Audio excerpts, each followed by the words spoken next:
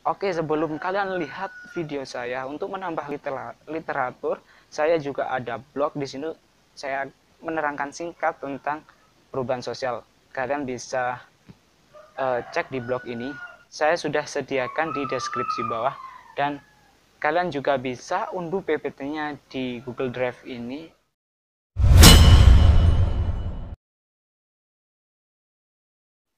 Berikutnya teori perubahan. Di sini saya akan menjelaskan 4 teori perubahan. Yang pertama yaitu evolusi, teori konflik, teori fungsional, dan teori siklus.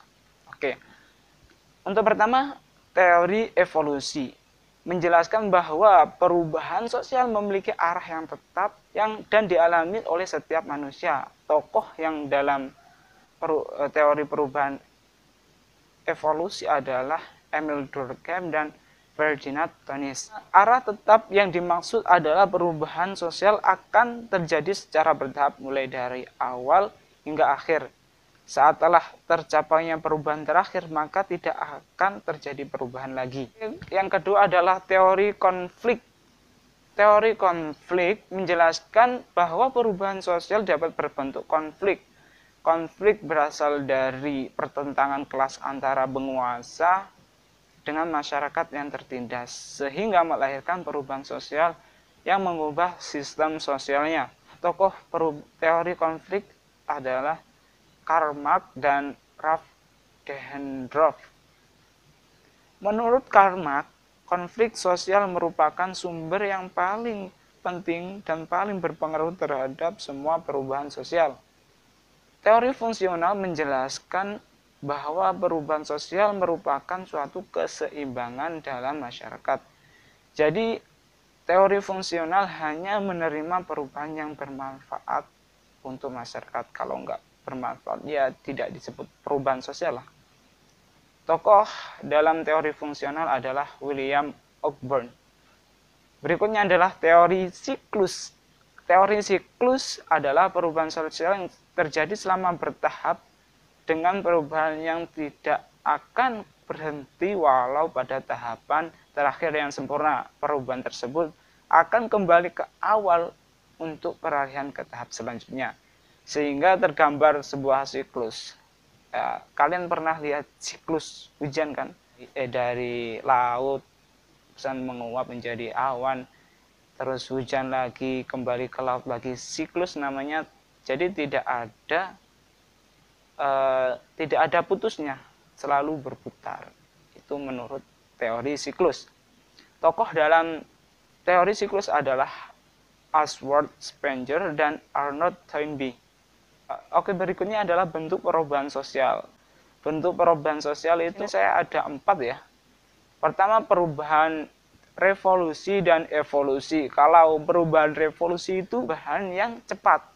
Kalau perubahan evolusi adalah perubahan yang membutuhkan waktu yang lambat. Contoh dari perubahan revolusi adalah kita tahu mengenai perubahan revolusi Perancis, revolusi Inggris, dan lain-lain. Itu termasuk perubahan cepat.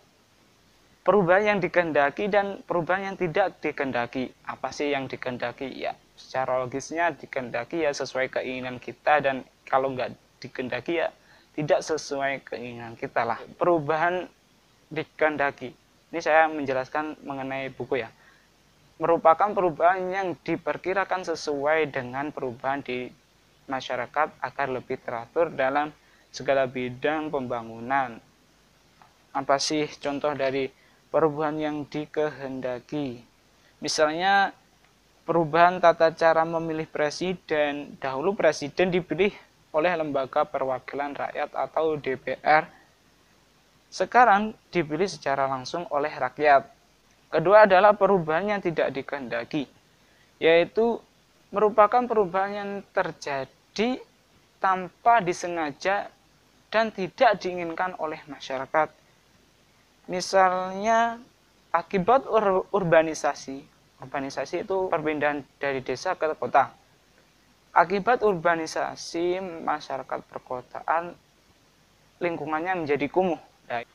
Oke, berikutnya adalah perubahan kecil dan perubahan besar. Yang dimaksud besar kecilnya itu pengaruhnya. Kalau Perubahan kecil merupakan perubahan pada unsur-unsur struktur sosial yang tidak membawa pengaruh langsung ke masyarakat secara keseluruhan. Contoh dari perubahan kecil adalah perubahan pada mode pakaian yang tidak melanggar nilai sosial dan mode rambut tidak akan membawa pengaruh yang berarti bagi masyarakat secara menyeluruh. Yang kedua adalah perubahan besar, yaitu perubahan yang mengakibatkan perubahan pada struktur kemasyarakatan. Contohnya yaitu pengaruh industrialisasi, revolusi, reformasi agama, dan lain-lain. Perubahan yang direncanakan dan perubahan yang tidak direncanakan. Perubahan yang direncanakan ini ya merupakan perubahan yang sebelumnya telah diprogramkan dahulu gitu ya. Contoh dari perubahan yang direncanakan, pemerintah menyediakan vitamin A gratis pada Februari dan Agustus untuk menanggulangi kekurangan vitamin A pada balita. Berikutnya yang tidak direncanakan, yaitu merupakan perubahan yang berlangsung di luar perkiraan. Contohnya yaitu timbulnya banjir, gunung meletus. Berikutnya adalah dampak dari perubahan sosial. Jelas kalau dampak itu ada yang positif dan ada yang negatif. Oke, untuk dampak positif dari perubahan sosial adalah berkembangnya ilmu pengetahuan dan teknologi, terciptanya lapangan pekerjaan, terciptanya tenaga yang profesional, dan meningkatkan efektivitas dan efisiensi kerja. Berikutnya adalah dampak negatif. Dampak negatif dari perubahan sosial adalah penolakan daerah, aksi protes, demonstrasi, kriminalitas, dan kenakalan remaja.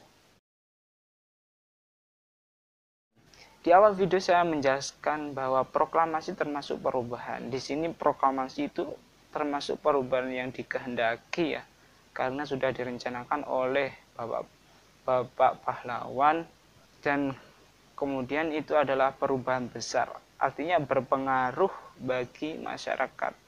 Proklamasi berpengaruh bahwa kalau kita sudah menyatakan sudah merdeka. Oke, itu saja yang dapat saya sampaikan. Apabila ada salah kata atau salah perilaku saya dalam mengucapkan materi ini, mohon dimaafkan. Billahi taufiq wal hidayah, semoga berkah. Wassalamualaikum warahmatullahi wabarakatuh.